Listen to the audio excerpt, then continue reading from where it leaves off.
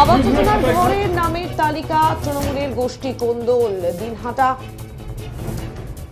দিনহাটা এই ঘটনা গোষ্ঠী কোন্দল দিনহাটা গীতালদহ টালা গ্রাম পঞ্চায়েত দপ্তরে।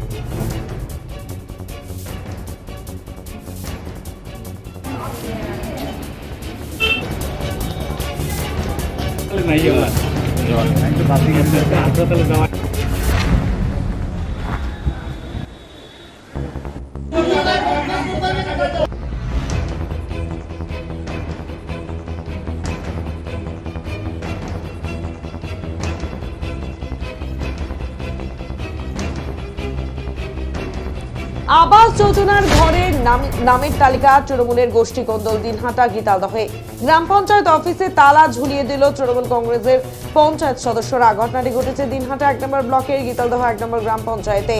অভিযোগ, গ্রাম পঞ্চায়েত প্রধান এবং অঞ্চল সভাপতি মিলে মাত্র ৪টি বুথের বাসিন্দাদের নাম আবাসের তালিকায় অন্তর্ভুক্ত করেছে। অপরদিকে সেই তালিকা থেকে বঞ্চিত হয়েছে আরো ১১টি বুথের বাসিন্দারা। আর বাসিন্দারা সেই খবর জানতে পেরে গ্রাম পঞ্চায়েত অফিসে তালা লাগিয়ে দিল তৃণমূল কংগ্রেসের গীতালদহ ১ নম্বর অঞ্চল সভাপতি আসাদুল হক প্রধান সহ তার সাঙ্গপাঙ্গদের নিয়ে এসে অভিযোগকারী পঞ্চায়েত সদস্য, তাদের পরিবার এবং সেই সাথে স্থানীয় মানুষজনদের মারধর করে। গ্রাম পঞ্চায়েত সদস্য আব্দুল অলিন অভিযোগ করেন, অঞ্চল তৃণমূল কংগ্রেস সভাপতি আসাদুল হক তার লোকজন নিয়ে এসে মারধর করেছে। গোষ্ঠীকন্দল দিনহাটার গীতালদহে এবার সেই গোষ্ঠীকন্দলের জের এবং এ বিষয়ে আবাস যোজনার ঘরের নামের তালিকা নিয়ে এবার গোষ্ঠী কোন্দল দিনহাটার গীতালদহে গ্রাম পঞ্চায়েত অফিসে তালা ঝুলিয়ে দিল তৃণমূল কংগ্রেসের পঞ্চায়েত সদস্যরা। দিনহাটা ১ নম্বর ব্লকের গীতালদহ ১ নম্বর গ্রাম পঞ্চায়েতের ঘটনা। অভিযোগ, গ্রাম পঞ্চায়েত প্রধান এবং অঞ্চল সভাপতি মিলে মাত্র ৪টি বুথের বাসিন্দাদের নাম তালিকায় অন্তর্ভুক্ত করেছে।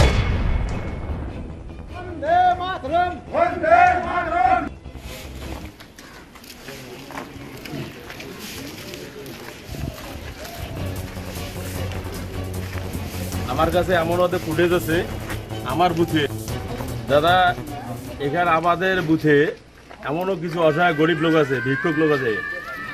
তো যখন 2018 সালে সার্ভেটা হয়েছিল, সেই সার্ভেতে কারণবশত ওদের নাম ওঠে নাই, বাড়িতে ছিল না, তাদের জন্য ওঠে নেই।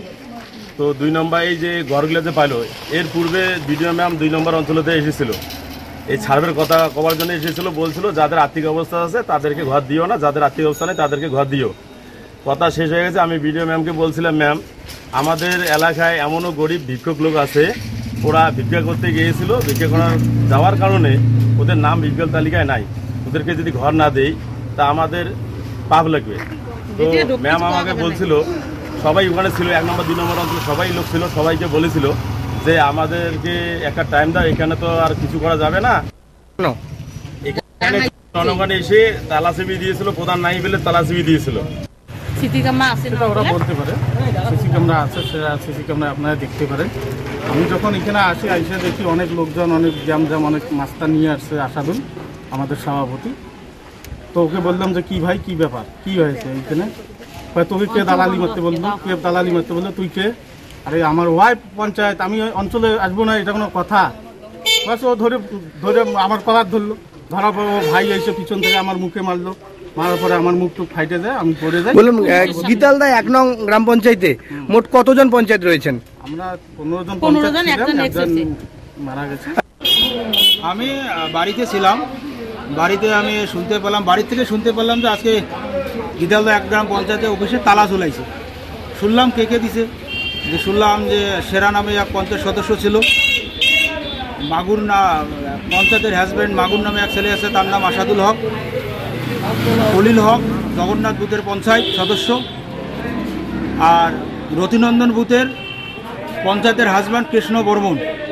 তারা কিছু ষড়যন্ত্রমূলক প্ররোচনায় পা দিয়ে, জানি না কার নেতৃত্বে, ওরা আজকে গীতালদা অঞ্চল অফিসে তালা ঝুলাইছে। কেন তালাটা ঝোলালো এখন অব্দি আমি ক্লিয়ার না। শোনা যাচ্ছে আবাসের কিছু তালিকা না, নিয়ে। কোনো বিষয় না, এখন অব্দি আমি